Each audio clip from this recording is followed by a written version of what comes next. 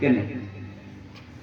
اس زمین کی 2 گنی زمین لے لو، نہیں۔ اچھا ان 5 فٹ کے بدلے 5 حصے زمین لے لو، زبان سے نکلا نہیں۔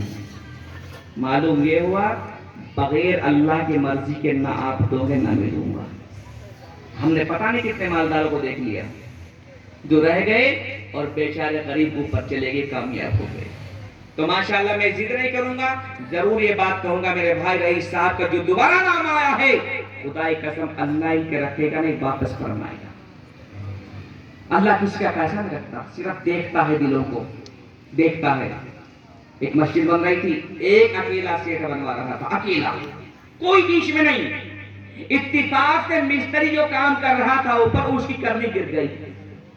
ایک عورت جا رہی تھی، اس مستری نے ایک رسی میں بالٹی باندھی، بالٹی پلاسٹک کی تھی، نیچے گرائی تو بالٹی اچانک جو نیچے گری اس میں ٹیڑھ آ گئی، ٹوٹ گئی۔ کہا ماں جی، کہ جی بیٹا یہ کرنی اس بالٹی میں رکھ دیو۔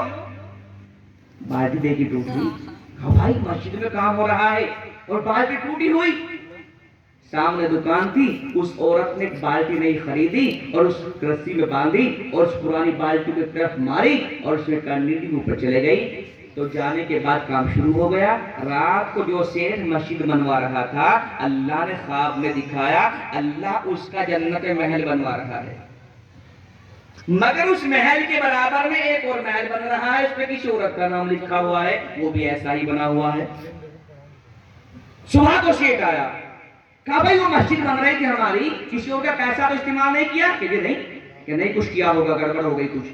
کہ جی کل ایک بالٹی ٹوٹ گئی تھی، ایک عورت نے بالٹی تو دی ہے نہیں لے کر۔ یہ کون ہے عورت؟ یہ فلاں جگہ رہتی ہے، کہ چلو مجھے لے کر چلو۔